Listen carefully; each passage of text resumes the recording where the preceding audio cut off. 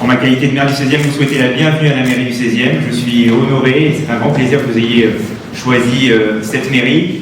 Mon cher Georges, ça fait une vingtaine d'années que nous connaissons. Je ne peux évidemment pas concurrencer avec Francis, mais il m'était important pour moi d'être là aujourd'hui. Je suis heureux que vous ayez choisi la mairie du 16e, que vous ayez choisi la mairie du plus bel arrondissement de Paris, évidemment tout ça en toute objectivité.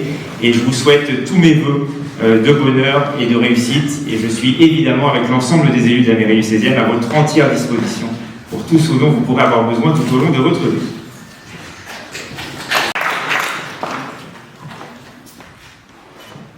Et chère Amélie, je dois dire que c'est toujours agréable parce que la vie est pleine de surprises. Si on m'avait dit il y a quelques années que je marierais Georges Fenech, alors c'est un mariage civil, c'est un mariage catholique, et vous avez choisi, Georges, de demander en mariage Amélie. Alors Amélie, les choses se sont faites très rapidement, et permettez-moi donc d'être le biographe de Georges. Car Georges est un ami de plus de 30 ans. Nous avons franchi la barre fatidique, et une vie d'homme, ce n'est souvent que l'accomplissement des promesses de l'enfance, a dit un écrivain que j'aime beaucoup. Et je vais donc parler d'abord de l'enfance de Georges. Georges, c'est un homme de la Méditerranée.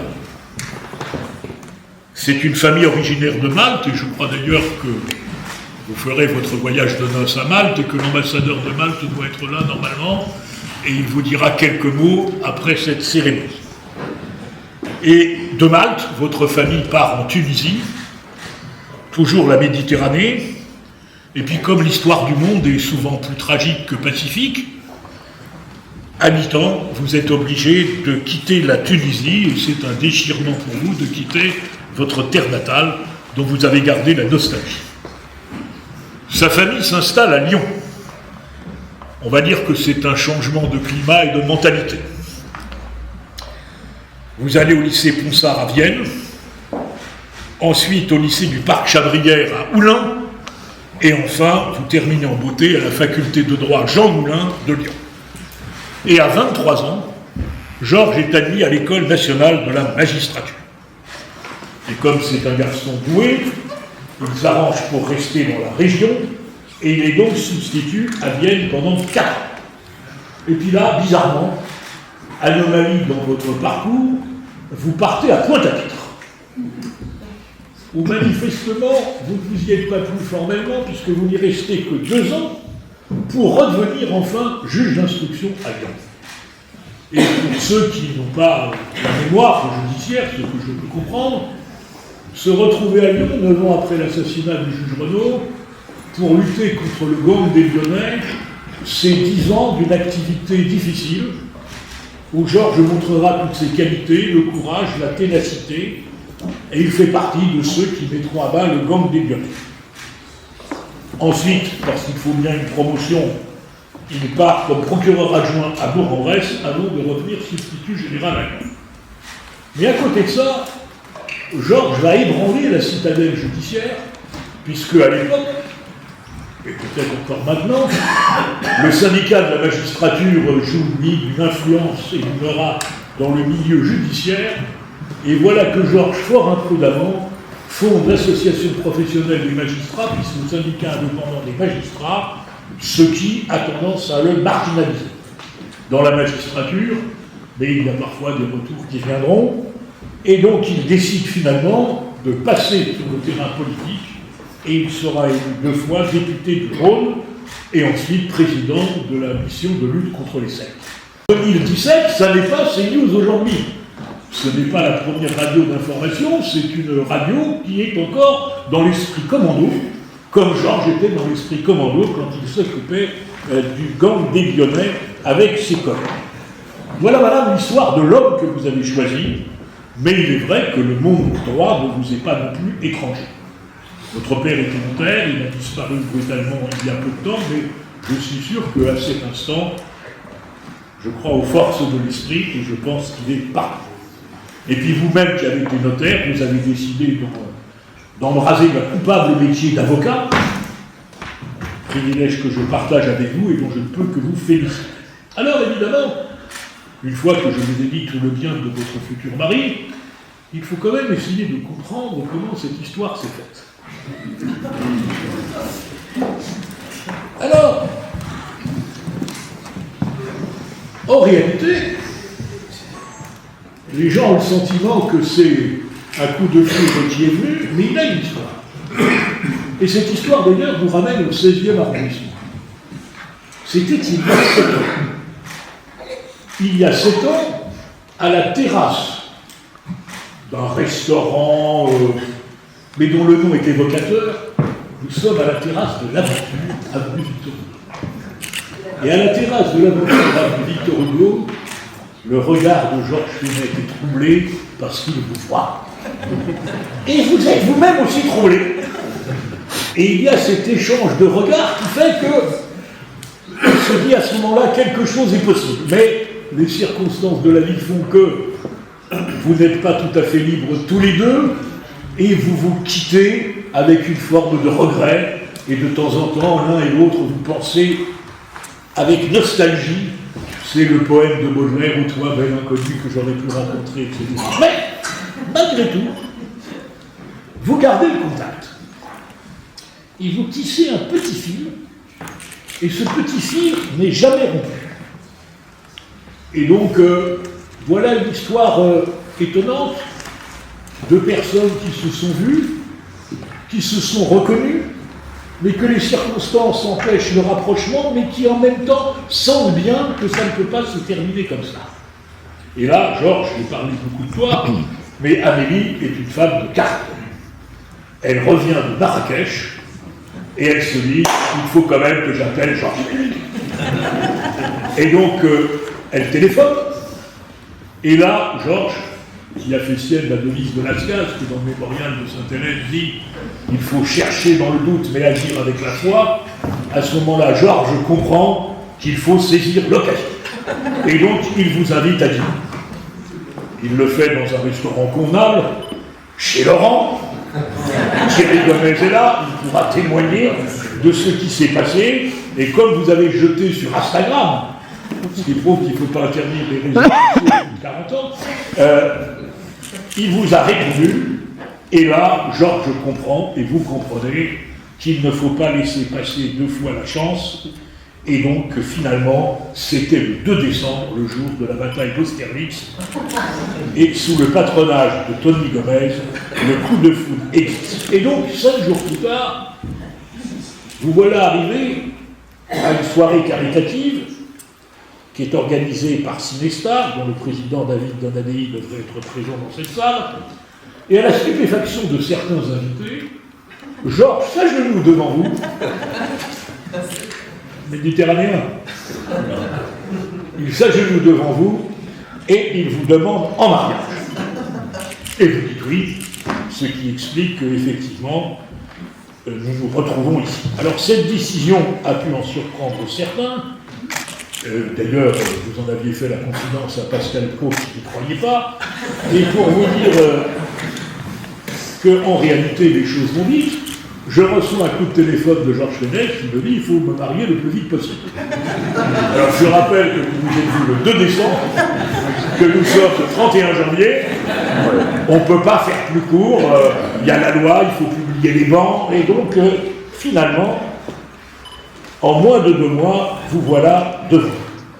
Fidélité, secours et assistance. Article 213. Les époux assurent ensemble la direction morale et matérielle de la famille et ils pourvoient à l'éducation des enfants et préparent leur avenir.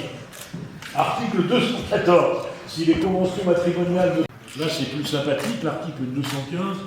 Les époux s'obligent mutuellement à une communauté de vie. L'article suivant, nous sommes tous les 2 législateurs, nous n'avons qu'à nous en prendre à nous-mêmes. L'autorité parentale est un ensemble de droits et de devoirs ayant pour finalité l'intérêt de l'enfant.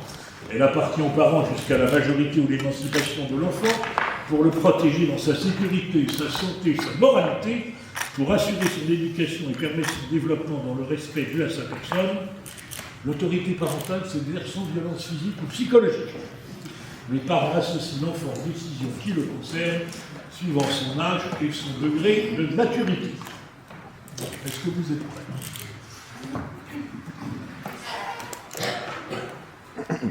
Georges Fenech, ici présent. Oui.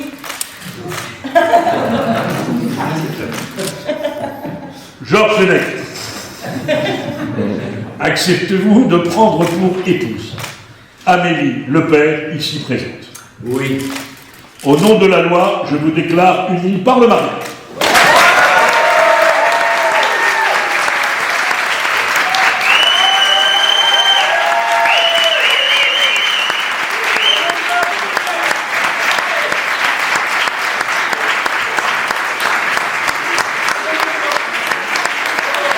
Conseiller de Paris, commandeur de la Légion d'honneur, ont comparu publiquement en la maison commune Georges Vincent Antoine Fenech, né le 26 octobre 1954 à Sousse, consultant, domicilié à Paris 16e arrondissement, fils de Fortuné Augustin Ange Fenech et de Marie-Anne Stalliot, et Amélie France Daniel Lepère, né le 12 août 1972 à Lille, avocat, domicilié à Juan-les-Pins, fille de Pierre-René Gabriel Fernand Lepère, domicilié à Juan-les-Pins, et de Bénédicte Suzanne Joseph Barbès.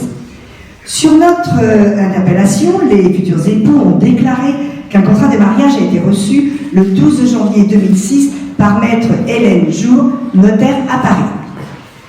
Georges Vincent Antoine Fenech et Amélie France Daniel Lepère ont déclaré l'un après l'autre vouloir se prendre pour époux, et nous avons prononcé au nom de la loi qu'ils sont unis par le mariage, en présence de Emmanuelle Galabru, comédienne, Victor Renoir de Vallière, conseiller en relations internationales, Clara Di Meglio, son profession, et Christian Cartier, architecte.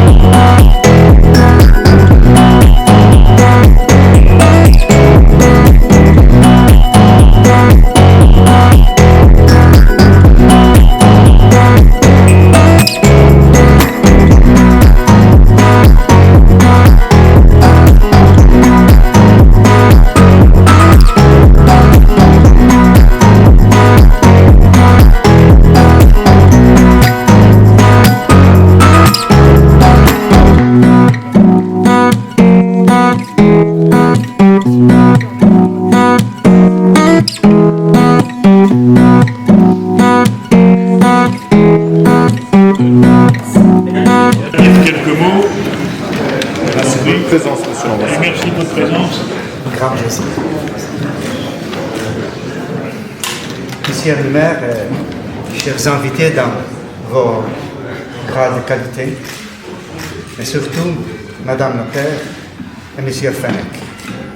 Aujourd'hui, je m'exprime non seulement en tant qu'un diplomate, mais aussi en tant qu'un ami dont le cœur est vraiment plein. Ce moment est plus qu'une occasion formelle. C'est un honneur profondément précieux pour moi. Les diplomates sont formés apaiser les paroles et être à l'écho soigneux des vues de leur patrie. Mais aujourd'hui, j'ai mis le protocole de côté, car j'ai l'immense joie et le privilège de participer à la célébration du mariage d'Amélie et Georges. Cette journée revêt pour moi une immense signification personnelle pour de nombreuses raisons. Mais deux entre elles ressortent plus avant tout. Premièrement, c'est le mariage de Georges Fenech. Pour moi, Georges, c'est plus qu'une personnalité. C'est un ami précieux d'une personne remarquable qui a tant donné à Malte. La place de Malte dans l'Union européenne doit beaucoup à sa détermination et à sa foi inébranlable de notre avenir.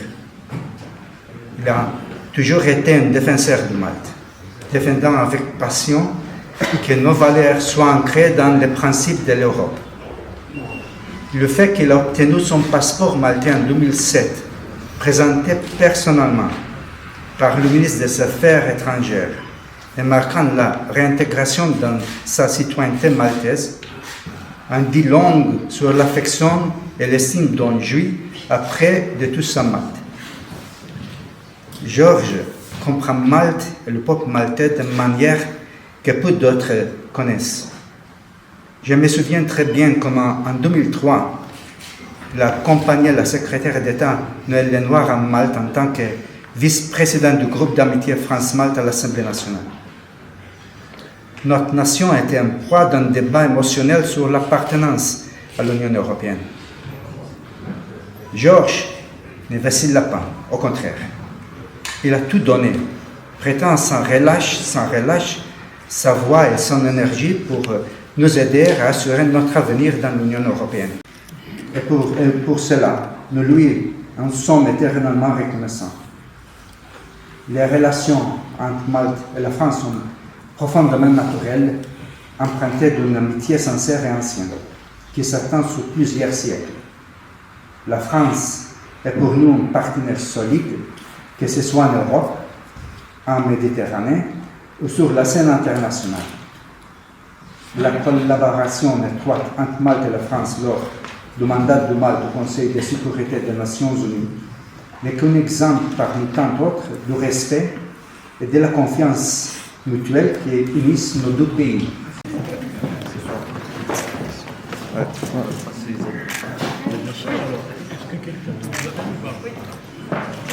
Clara. Oui. Travailler.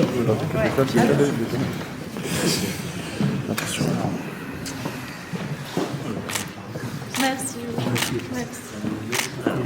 Attendez, parce qu'il y a des alliances, c'est ça? Oui. Les alliances, attention. Les alliances. Allez, vous êtes prêts? Oui, attends. Vous y allez. C'est bon.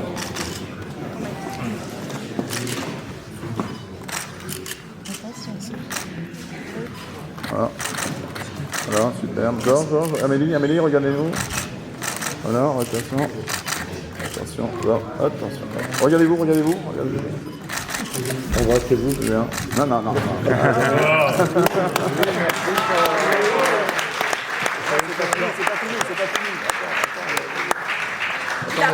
C'est pas fini. J'ai tout signé. Allez, oui. Recule. Voilà. Amélie, Georges. Montrez-moi. Attends, je sais ça bien. Ça devient. Voilà, super. Regardez-vous.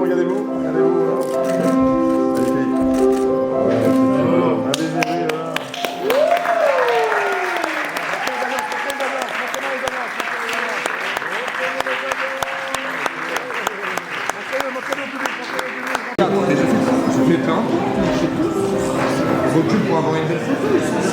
Reculez les amis,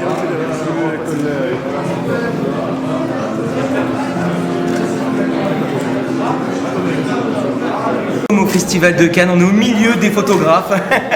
On est avec Georges Fenech et Amélie qui sont enfin mariés, messieurs, dames. Applaudissements. Eh oui, on est en direct sur Europe 1 avec Elliot Deval. on est dans la mairie du 16e arrondissement et je suis aux côtés de monsieur Georges Fenech et de Amélie. Ouais, Elliot, mon cher Elliot, j'ai manqué aujourd'hui l'émission, mais bon, j'avais une bonne excuse, hein, quand même. Hein, voilà, nous, mais c'est un homme heureux, évidemment, entouré, heureux d'abord, amoureux, très amoureux, et entouré de la famille, et puis de ma famille professionnelle, ils sont tous là, hein, parce que on est tous là. Donna est là, et on ne va pas tous les citer, mais vraiment, je suis très très ému par leur présence et leur soutien, et je suis très heureux de cela. Voilà.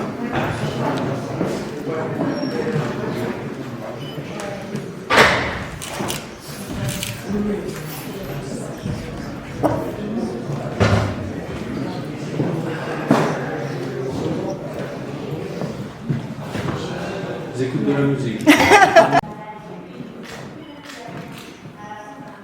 Pascal, un petit mot quand même pour Georges, c'est exceptionnel ce qui se passe aujourd'hui. En tout cas, c'était un beau moment d'émotion. Parce que nous avons